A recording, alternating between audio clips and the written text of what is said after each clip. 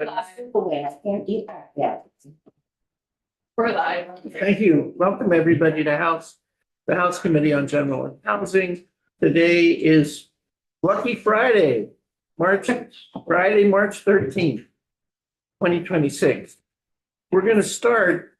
The agenda is fluid. What's happening, just for members who are listening in, is this is the final day in which bills have to get out of committees. So it is rather intense. It's been an intense week. Things are quite fluid. In addition, we had a number of issues on the floor, so we're running behind. So we're going to start today with page 757, which is the bill dealing with manufactured housing. That bill was voted out of the committee and went to the House Committee on Ways and Means. So we approved the bill. Ways and Means voted the bill out with a strike-all amendment, that is, they amended it. And it was on notice today. Since it was on notice today, it's on the floor Tuesday. So when we meet on Tuesday morning, it will be on the agenda for second reading, which is when Gail, to the extent she lets me, will present the bill as we passed it out. This is the way it goes. Then Teddy, for Ways and Means, will get up and describe his amendment. When Gail and I talk about the tax parts of the bill, which is all you're going to hear about from Teddy, we'll give everybody a little kind of a little soups on a little preliminary view of what's coming so people don't get confused. But that's the way it's going to happen. You remember, everybody, that every time like Ways and Means or Approach has an amendment, we're then, so Teddy will get up and present the amendment, and then either Gail or I will get up and we called on him. And what we have to say is that we heard the amendment and we did a straw poll and the results of the straw poll. That's what we're doing right now because we have to be doing it Tuesday morning. So with that said, I'll only say the purpose of the bill underlying was to resolve kind of all kinds of little problems. Remember, you all became lawyers and tax experts on how manufactured homes are dealt with, trying to avoid people having to pay more taxes to get a mobile home than they did just a regular home, given that they're our most affordable housing. So Ways and Means took that and asked us very much, what are your goals? And we explained our goals, and I'm happy to say, at least from my perspective, their amendment, after dealing with complexities with the Department of Taxes, is pretty much follows our goals in a somewhat different way.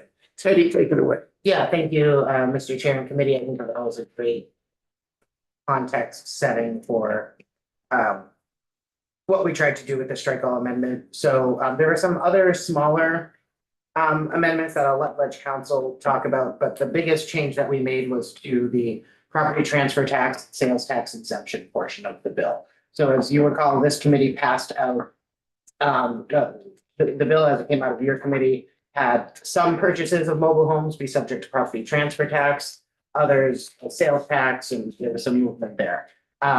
In talking to the tax department, short version is it would cost the tax department a lot of money to change how they administer the property transfer tax to do what the bill has passed out of your committee wanted. So basically, we just went back and expanded the exemption under the sales tax. So bills of sale, mobile homes, manufactured homes that are purchased with a bill of sale are still subject to a sales tax. Those with a deed, property transfer tax. But we expanded the exemption under the sales tax for those bill of sale purchased manufactured homes from 40% up to 90%.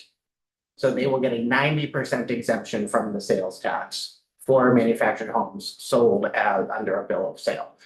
So basically, and the way that math works out is it's basically the same final amount of tax liability that they would have paid if we had gone the property transfer tax route. We're just keeping it under sales tax because it's gonna save the tax department a lot of headaches. So the outcome for the taxpayer is still the same.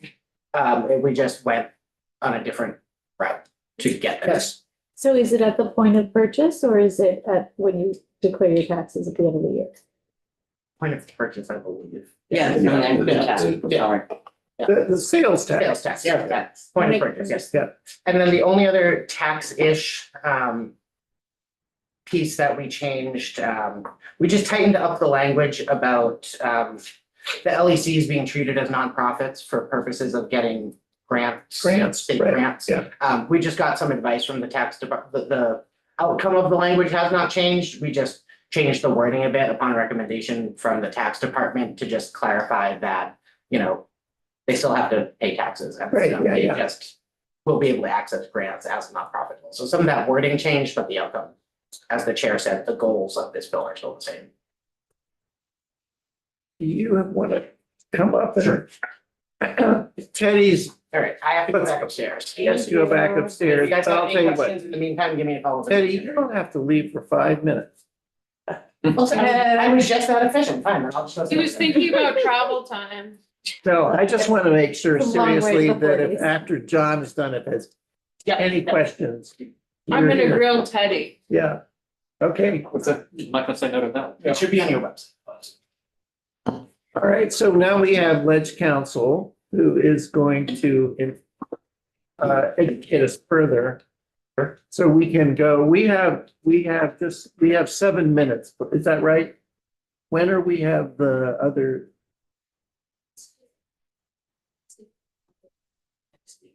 Oh, really? The national election? Who asked that? Okay, because next week they have, remember they told us that they had a retreat in Concord week, so it's just. It's just hard because we arranged like I'm sorry, it's not your fault. I just, no one said that to me and Mark and I had talked to them about. Today? Okay, So you've got 10 minutes. at 2:00, 2:05. 2:05, all right, John, take it away. I'll be quick. John Gray, Office of Legislative Counsel, Cameron will come up as well. Going to talk through just the sections that Representative Watzak had hit on, and I actually think he did an excellent job of explaining exactly what this does. The prior draft, as you know, tried to create parity across real property and personal property, manufactured homes by subjecting all to the property transfer tax, regardless of their property status. The testimony that was heard in Ways and Means is that typically property law doesn't diverge from tax treatment. And so the question was, is there a way to achieve comparable tax rates for those who have personal property, manufactured homes, as against those who have real property without disrupting the link between property law and tax law? And that's what you see here. You're not going to see any language related to the property transfer tax because that's already a lower tax rate.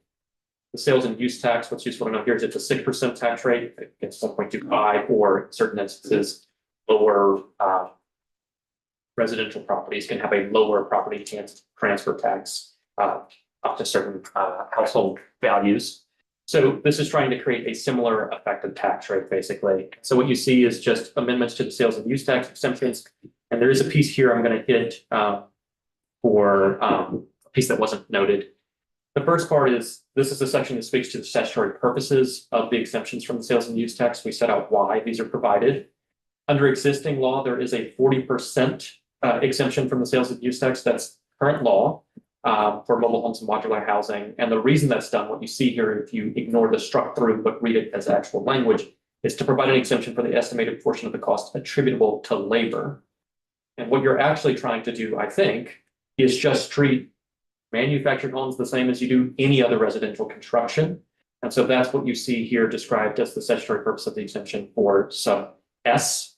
And it does this by creating that comparable tax rate through the exemption. It doesn't look the same because it's 90% exemption, but the way to think about it is that means that 6% is multiplied by your 10% that is subjected to a tax effective tax rate of 0.6%.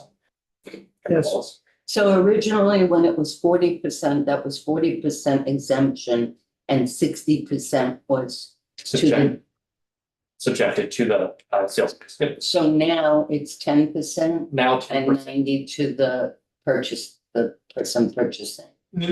So now, yeah, that's a way to describe it. So right now, under this proposed language, only 10% of the value of the manufactured home would be subjected to a sales and use tax. Otherwise, there's no liability, but Okay. 90% is exempted fully. So Okay, 10% of the value of the manufactured home is subjected to the tax, which is what results in an effective tax rate of 0.6%, 6% by 10%. The second piece, I did want to hear this subsection PP. This is to create parity, like true parity across. You may recall that either last year or the year before, there was a new property transfer tax exemption for energy efficient mobile homes to ensure the same treatment for real property and personal property.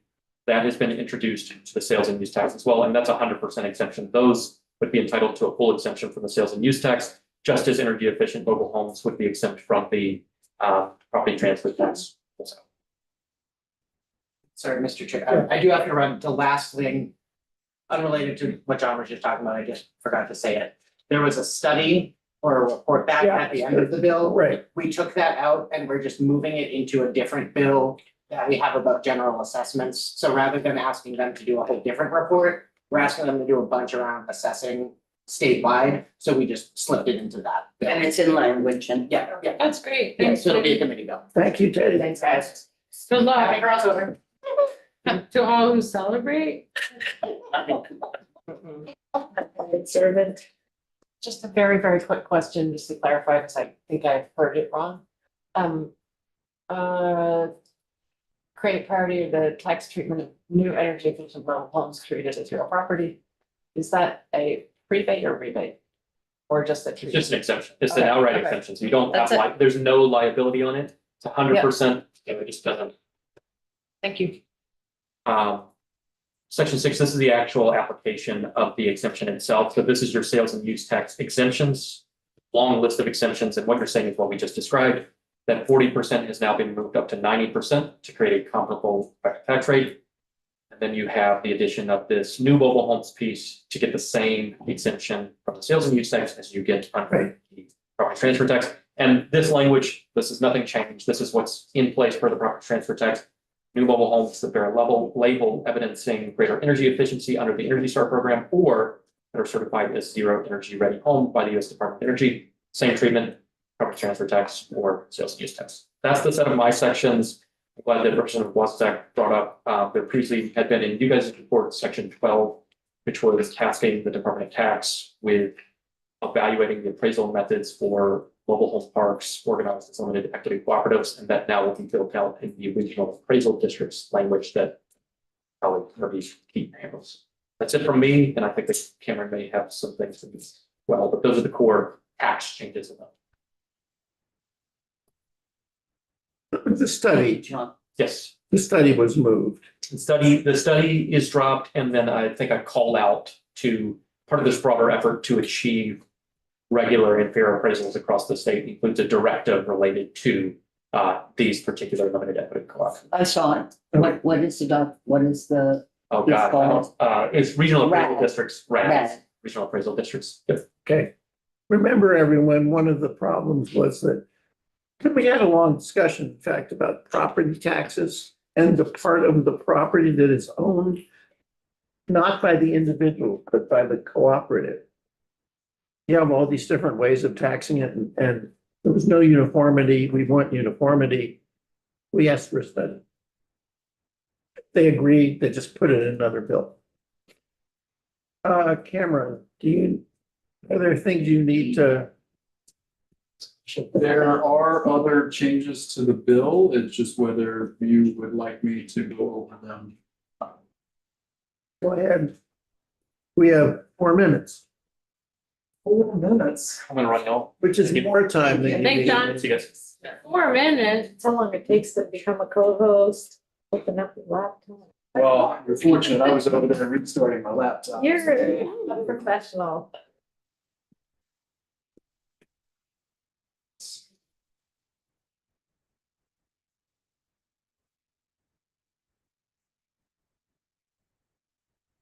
sit in the chair. And the computer says no.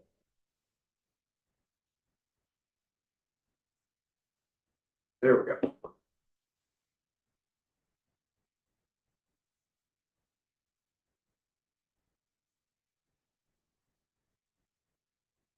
Okay, 4 minutes, as opposed to, kind of walking through all the individual language itself, I will just describe it this way.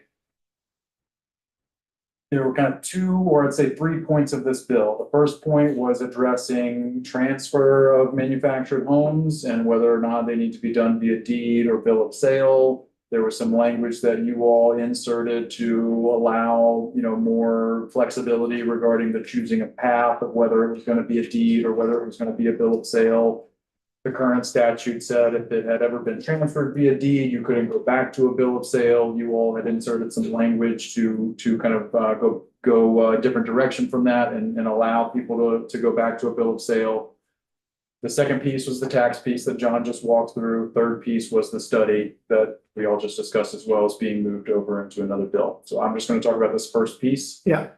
The proposal here keeps some of the more technical amendments that you all made to those sections, but it keeps the underlying structure as it currently exists and doesn't include the amendment that you all had included to allow more flexibility regarding the sale of a bill of sale or deed. I know that may be somewhat Right. difficult if I'm not showing the actual language, but so for example, they kept some of the technical amendments that you recommended, permanently cited, one or more of the following, etc.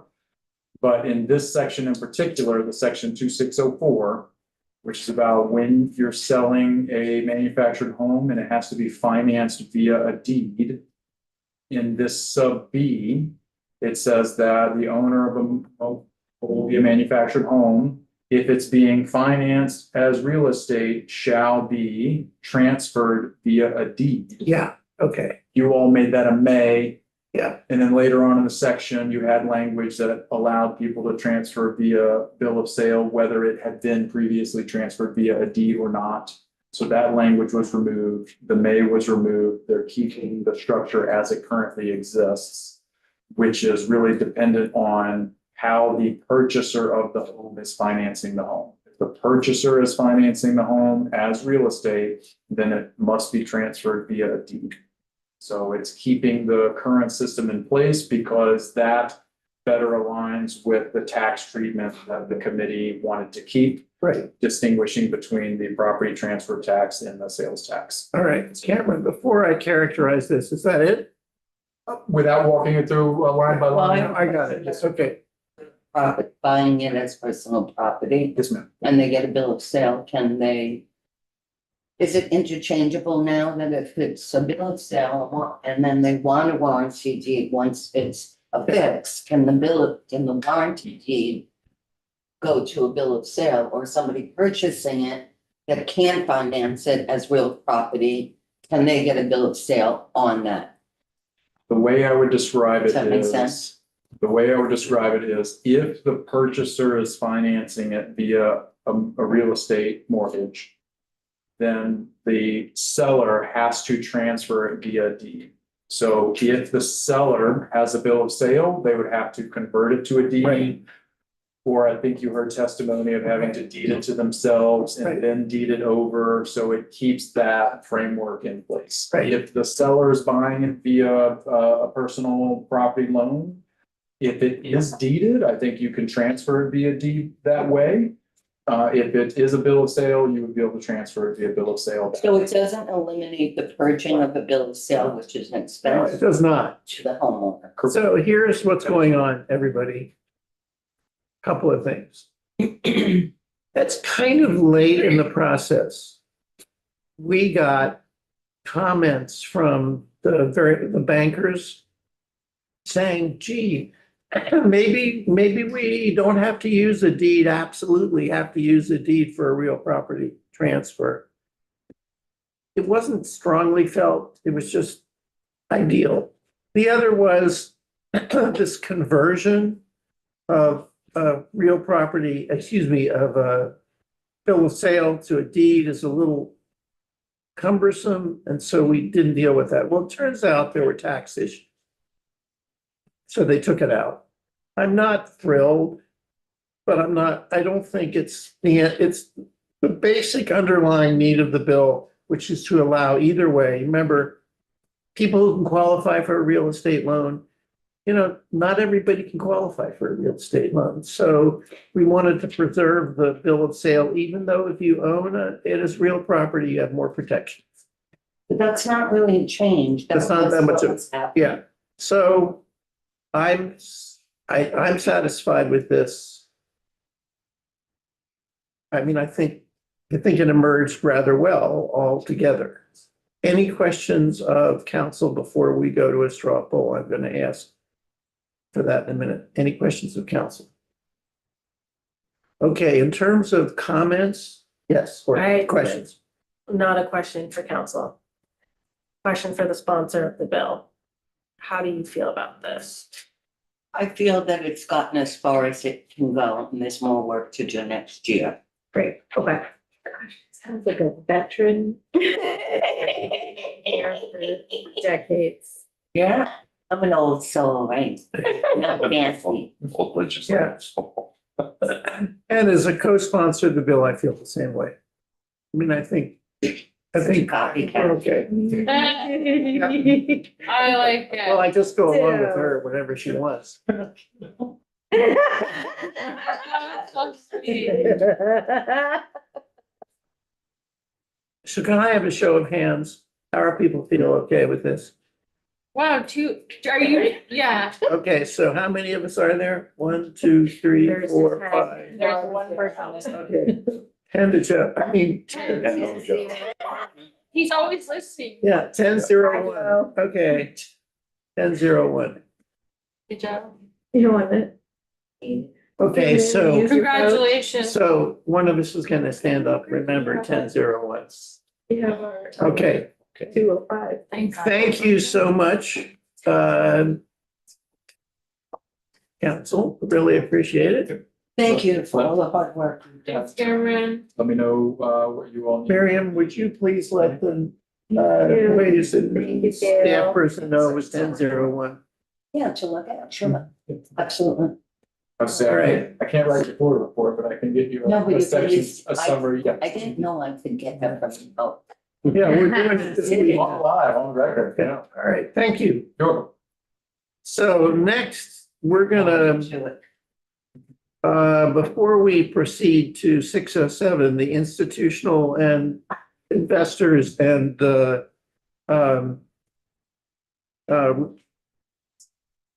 of single and two-family residences, before we get to that, I just want to have a moment. What is I want to make sure that we sometime before we adjourn, that we deal with 861. So hold on just a moment. We're gonna stay live. Committee assistant, what is your report on that situation? 240. Thank you. All right, so is this, who do we have here? Chris Noble. Okay, great. So, thank you, Chris Noble. We- Yes, sir. You hear us clearly? Hear you loud and clear. Thank you. Great. So, Chris, I think this is just to sort of set the stage for you, which I think probably has been said already, right?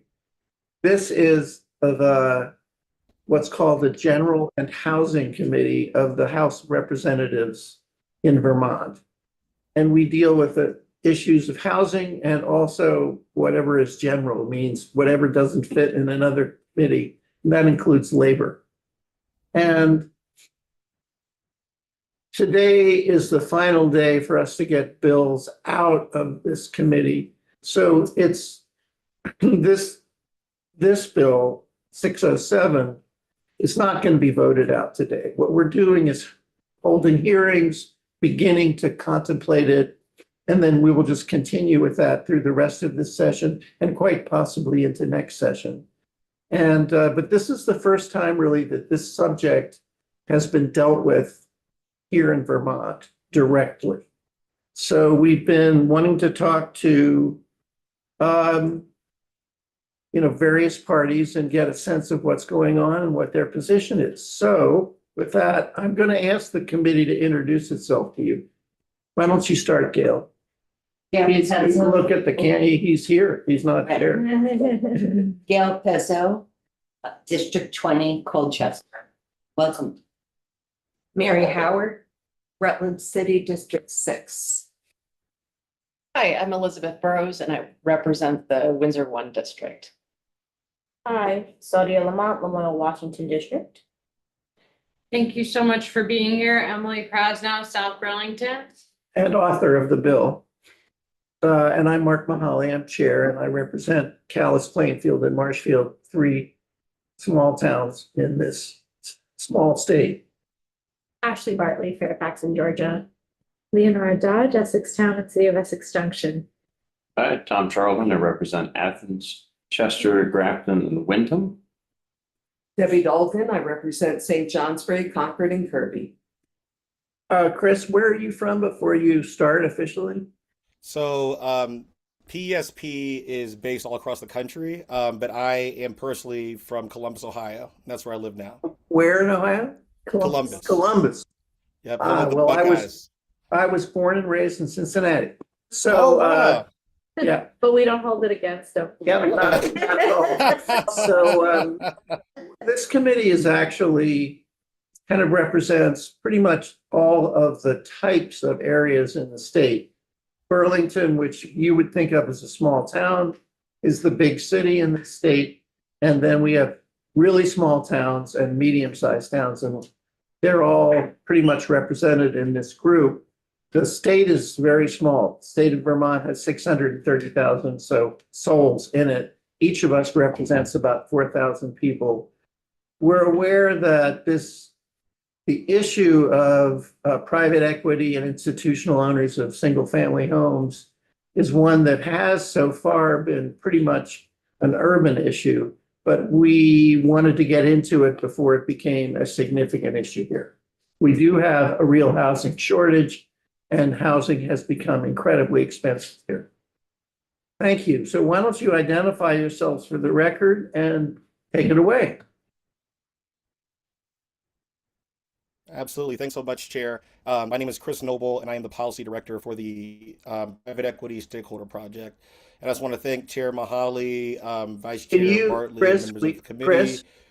Chris, can you turn him up? Yes. Okay, now we hear you. All right, go ahead. Can you hear me? Yeah. Okay, I'll start again. Chris Noble, thanks for having me here. I'm the Policy Director for the Private Equity Stakeholder Project, and PESP, for those that don't know, that seeks to bring transparency and accountability to the private equity industry for the benefit of impacted communities and investors. We appreciate the opportunity to testify in support of H607, as we believe it would do much to address the risks associated with corporate consolidation of single-family housing markets. With at least 1.6 million housing units in the United States owned by private equity, legislation like H607 is necessary to keep people in safe, affordable, and accessible housing.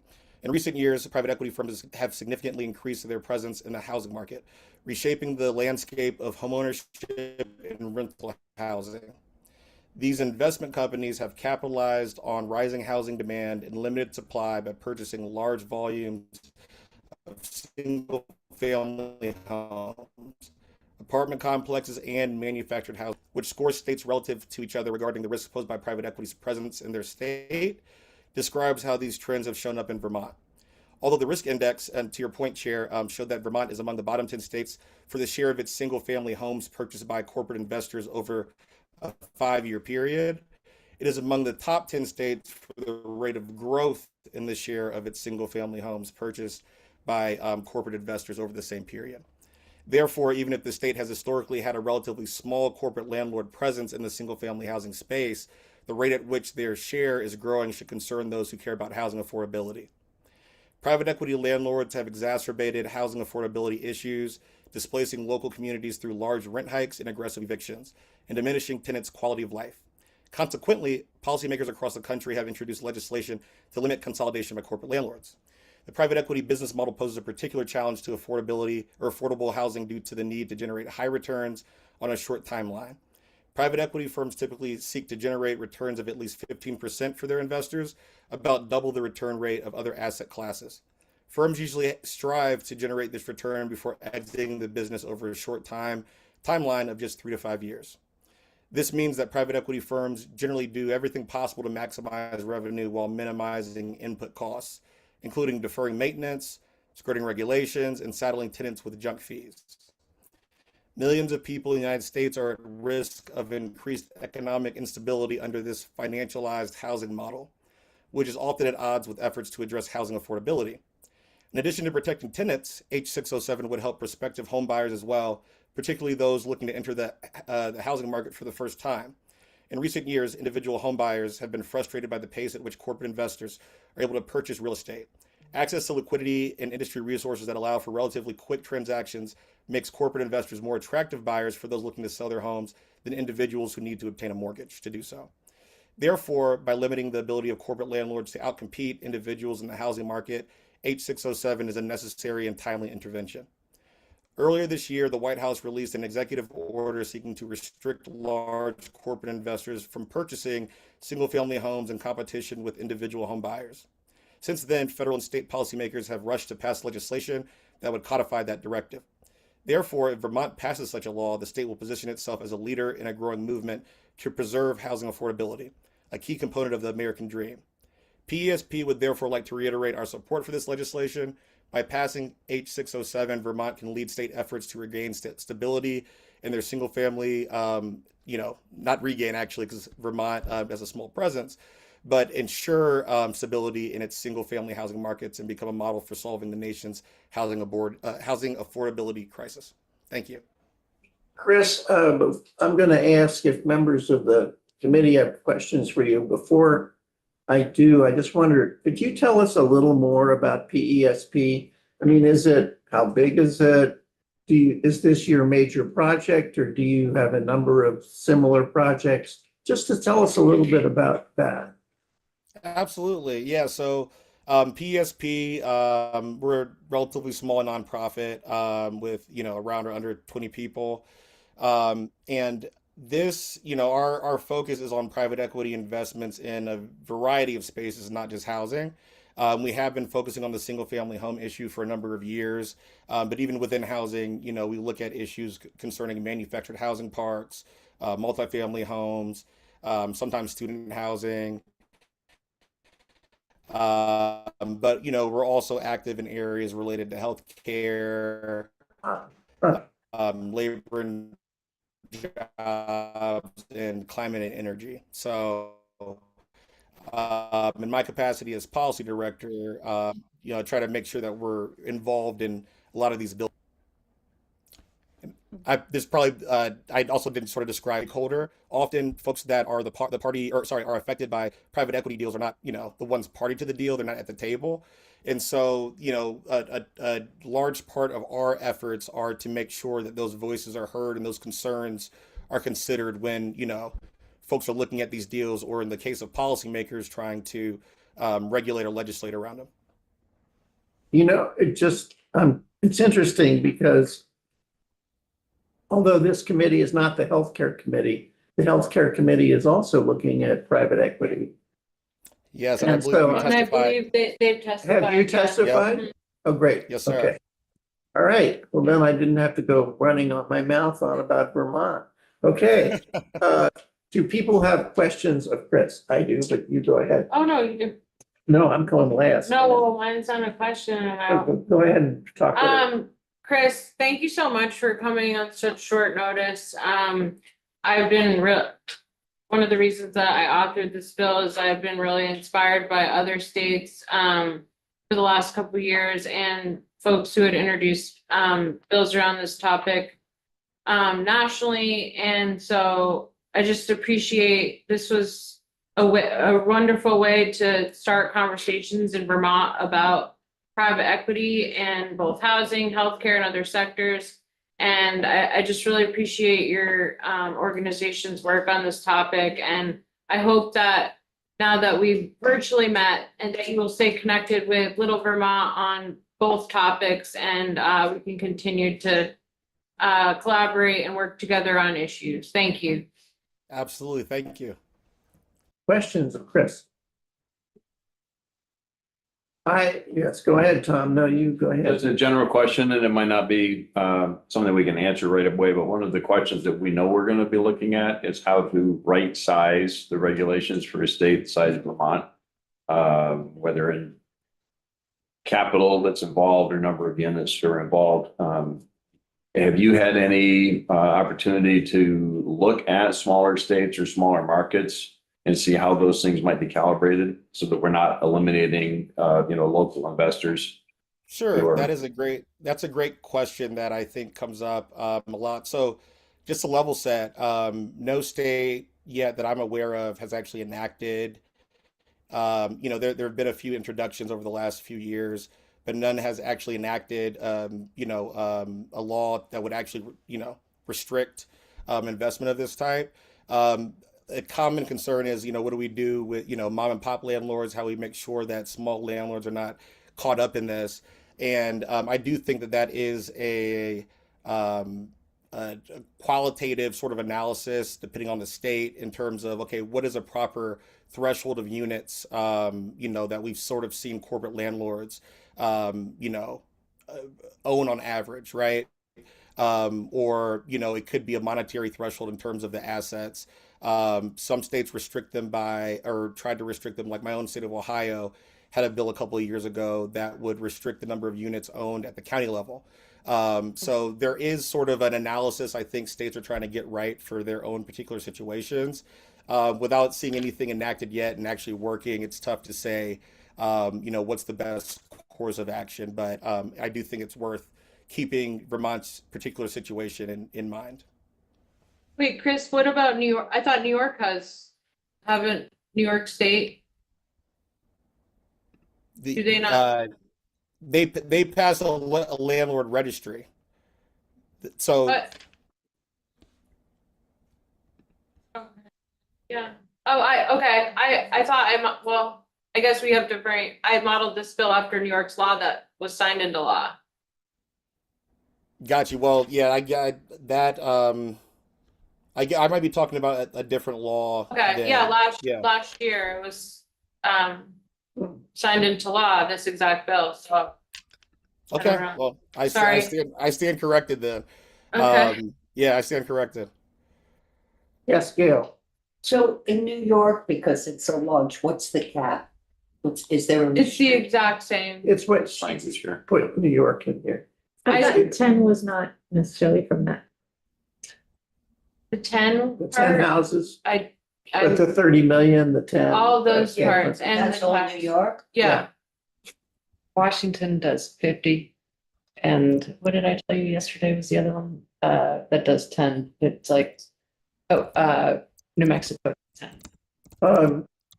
Chris, you mentioned that although we were, way down on the list of percentage total that was corporate owned, we were changing rapidly. Is there a database that comes from? Yes, so like I said, we did that analysis for our private equity risk index, and that data Private was in- sorry, yeah, Private. private equity risk index, and I can share that after the call. But we got the data from this company called CoreLogic, who worked with Pew Research to look at corporate landlord purchases. They divvied up between, I think it was, mega, large, medium, and low investors, and the thresholds I believe were, I think, over 10, between like 20 and 50, over 100. So we can send you the data set as well. But essentially, the data tracked over, I think, from like 2018 to 2024, whenever we released the index, what the footprint of those investors were in each state. So we can definitely send that to you too. It would be great if you could send that to us. Sure. Thank you. Just so you know, and something for you to think about. One of the things, I imagine we're not totally unique in this regard. We're really struggling to produce more housing. Particularly housing that people can afford, which is why we have an interest in manufactured housing and off-site modular housing, et cetera, but all housing. That takes capital. And so there's a need for capital here in the state. And so we're not necessarily in a position where we want to discourage the inflow of capital for housing. What we want to discourage is certain behaviors. Mm-hmm. And it is true, we understand from other testimony that we've heard that certain behaviors that we want to discourage, such as increased evictions, flow from certain kinds of ownership. There's no question about that. But we're stuck wanting not to discourage landlords who are simply providing housing and doing a good job of it.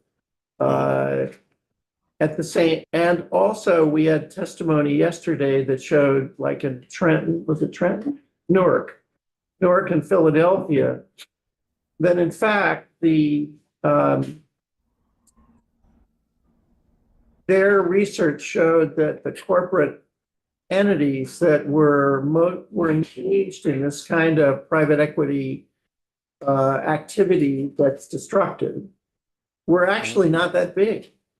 They were mostly local and they were kind of in the 300, 200, 100 housing. So what we're going to end up having to struggle with here, which we haven't begun to do, is how do we parse that out? And any thoughts you have or any research that you guys have done on that would be, will be helpful. Yeah, we can definitely, like I said, follow up with some more research. I guess to answer your question, going backwards, you might have to remind me of the first one, but in terms of the quality of the types of corporate landlords, or the large or lack thereof in certain cities, we know that, from our research, these types of landlords are often concentrated in certain neighborhoods. In certain cities, you see a lot of activity in the Sun Belt as well.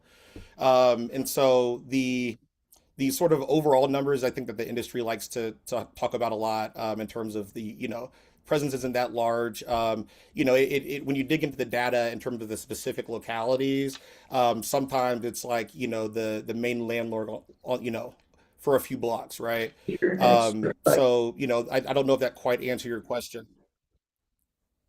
Oh, sorry. Thank you. I don't know if that quite answered your question. Well, I mean, I think it's go ahead. just, I'm putting it on the table for you to realize what we will be struggling with over time. I mean, there's this, Got you. it's, we don't want, if someone is in the business, for example, of simply assembling, if they're a securitizer or they're just assembling capital, or they go out and create a closed-end fund and assemble capital for real estate, and then that is made available to builders who build a lot of low income, they build apartment buildings. Mm-hmm. That per se for us is not an adverse activity.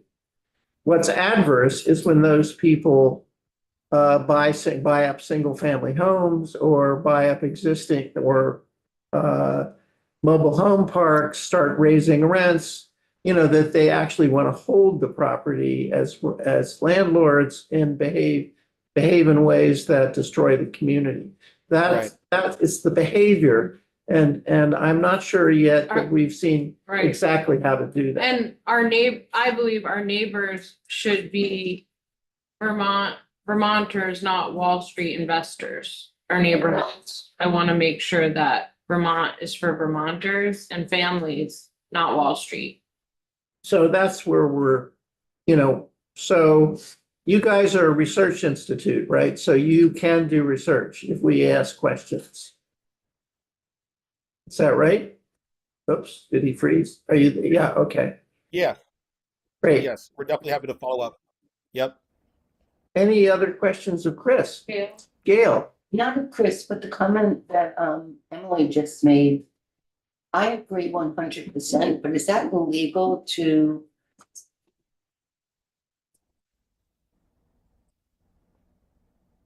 prevent people from out of state or anywhere from buying or purchasing? Oh, I'm sorry, I didn't mean out of state. I meant Wall Street. It's not, it's fine to use what the, Hedge funds and hedge fund or speculative. well, I think the question is, it's not illegal. You can't stop people from moving in. You cannot, we can't regulate cross-border activity at a certain point. Mhm. But to say, when she says Wall Street, what she's talking about is exactly the problem we've been hearing about, which is people who move in, acquire neighborhoods or large parts of a neighborhood and hold it Mhm. for periods of time. It's that kind of behavior which we have to find a way to get at, which is Mhm. easy. Any other questions of Chris? Chris, thank you so much Thank for you so taking time much, and I'll be in Thank you touch. so much. Thank you. and for your Absolutely. flexibility. All right, Thank you so take care. much. Take care. Bye-bye. We're waiting at this point for Katie. While we're waiting, I just want to talk for a moment, again, with respect to 607. Just a few things that I know from my own experience, not about this particular problem, but just about how people develop real estate. The big problem, if you're a developer, let's say I'm in the business of building multifamily housing. The single biggest problem you have is to find capital. And there's only two ways to get it. One is a loan, that's called debt. And the other is either your own money or other people who are essentially putting their own money at risk. That's equity. Those are the only two ways to get it. And the question, debt, you know how to get, you go to banks. The problem is for most commercial deals, even if you are really a sweet person and the banks know you, they aren't going to lend more than about half the value of the project to you. The rest of the money you either get from mom or you have to find other people who are willing to become your partner, invest. Those other investors in the real estate business in the United States, those other investors are, they can be anywhere in the world. I mean, I know a guy, for example, who I was, when I was on the board of Vermont Law School, I knew a good guy who was on the board with me. And what he used to do is he would put together a fund and he would go around the world talking to institutions and wealthy individuals and say, do you want to invest in real estate? I'm going to put together a fund to do it. And very often it would be what's called a closed-end fund. So a wealthy person would say, well, yeah, I do, but I want to get my money out sometime. And he'd say, 10 years? And they'd say, yeah. So he would put together a 10-year fund. So if I'm a wealthy person, I would say I'm kind of looking for returns in the 10% area or 5 to 7, 8, 9, 10, usually with residential real estate. For development, it's often 10% or north of there. And they put the money into the fund and then there he is. Okay, so what does that individual then do with the 10 million bucks that he put together? He looks around for projects and he finds Mark, the developer, finds me. And I've been looking for money. And he says, we'll put money into your project. That is just typical of how it happens. The problem here, and all that I, as Mark the developer, have to show this, person who's put together this fund. The person who puts together the fund isn't the developer. I mean, he could find 5 projects. It's like the producer. Yeah, I'm the developer. So all I have to do is show him a spreadsheet that says, I think that over 10 years, we'll build it, we'll rent it out, and then we'll sell it or refinance it. But you can get your money out in the year 10. And when you do, overall, given appreciation and earnings, you should earn your 10% on your money. That's the typical way of doing it. And in fact, in Vermont, one of the things we suffer from in Vermont is it's hard to get that capital. And one of the reasons it is our projects are so tiny that they're kind of they're a blip on the radar of these people. I mean, if I have this big closed-end fund with, 10 million bucks in it, I'm going to be looking for a large project of 100 homes or 200 homes, or if it's California, 500 homes. I'm not looking for 10 homes. I just can't deal with that. So part of our problem in Vermont is trying to find, the biggest actors don't play here as much. Are we still talking about this bill? Yes.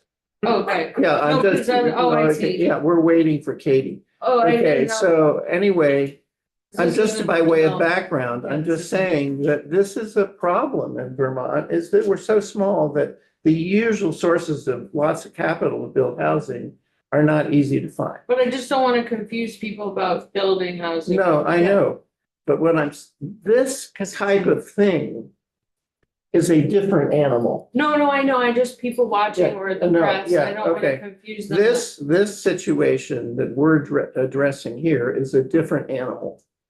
This situation that we're addressing here are these private equity that is not interested in building new housing.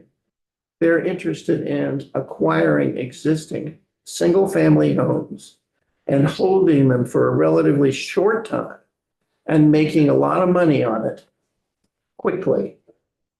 And then, so they take single-family neighborhoods, which were owned by individual owners, and turn them into rental neighborhoods, and they become predatory. And the trick for us is to find a way to regulate those bad actors, while at the same time, we don't discourage the inflow of capital for new housing, which we so badly want. So that's all I was trying to talk about, how new housing is done. Yes, Gail. I just want to circle back to what Emily was saying, because I want to understand the difference between the development and just purchasing. So would you, Emily, be opposed in your bill if someone was purchasing and they were not from Vermont, but there was certain guardrails where their behavior and their treatment of the tenants would be within certain parameters? I guess the reason why things were getting a little mucky is because it has nothing to do with being a like this bill has nothing to do with landlords or tenants Or development? or development. It has to do with, go ahead. The data shows that what we are actually talking about with regards to private equity in Vermont is private equity companies or entities buying up houses, not apartment buildings, not things that are being developed, but buying up houses and turning them into short-term rentals. That is what the data shows. And that is increasing. Right. So it's not, in Vermont, it's not necessarily about anything to do with developers. It's not necessarily, but according to several sources, there are steps that can be taken for rural states where this is occurring. And I have a list of things that, one of the biggest things is prevention. If you see things on the rise, to address it immediately and not be responsive, because it's way too late for private equity when you're responsive. But there are several things that we could do legislatively to address it without being paranoid or unrealistic about it. And so when we get there, we can look at those things, but there are several things that we can do, and this is one of them. I think that all I meant to do by describing the sort of usual process of financing new construction is not to imply that this bill is about that. It isn't.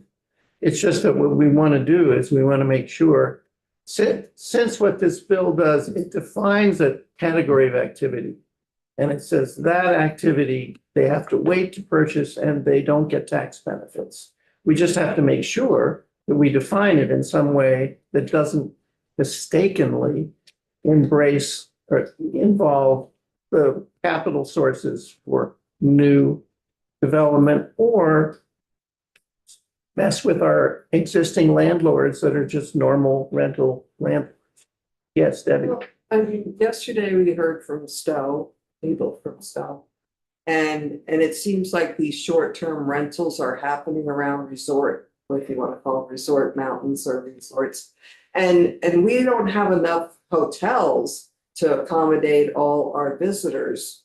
So we have to remember that those short-term rentals do meet a need that we have in a tourist state. But we also need to balance it with affordable housing for the people that work at these resort areas. Right, and I think this bill doesn't have anything about short-term rentals in it. And I think that there won't be housing for people who work at those places if corporations buy up the housing, is the point. Like, this bill doesn't have anything to do with short-term rentals. Yes. I think for me, this is a super important bill because so much of the effort that we've made for decades in housing policy and that has built up this country's economy has been homeownership, and a path to homeownership has been the foundational, and we have talked about this continuously as our mission to ensure that people are on a path, right, from the worst case scenario of living rough or on the streets to having, shelter, to having housing security, to becoming a renter in a safe space, to being able to maybe enjoy a limited equity housing purchase, to then being able to purchase your own home on the market, regular purchase, with the generational wealth that suddenly enables and creates and makes changes for 100 years next for your descendants, hopefully. And so I think that the focus of the bill on single-family homes in a tiny state where every home purchase it makes a big difference proportionally to what the population is experiencing is a very wise and necessary step. That was beautiful. So we're just waiting. I'm listening. That's What's that? No, we're not. Do you like that? We have. We have- Yeah. Okay, yes, we can. I just You- wanted to yeah. add that, And then. there we'll are take a some break. large companies that, like Killington, for example, is buying houses for their employees. Right. John Casella bought, what was the College of St. Joseph? And he is, hiring people to be CDL drivers, and they come from all over. And he's housing them at what was College of St. Joseph. So there are big companies that are doing that for their employees. Otherwise, it would be so hard for them. And what happens if they lose that job? Right, the ideal is that you have a family that can buy their own home. a Yes, we're struggling Because it with, happens with nurses. yeah, this is a struggle for sure, yeah. I've been involved in discussions around corporate ownership of housing for their employees. The ideal is that the corporation, because you can see why they're motivated, they can't hire people because they can't find housing. And so they get so desperate that finally the companies say, we'll build the housing. Ideally, what you do when you work with a company is saying, yeah, you build it, but you don't own it. Or you don't manage it, because you don't want a situation where, oh, you fire the employee, they're out of the house, because then it turns into, a company town with all of those problems.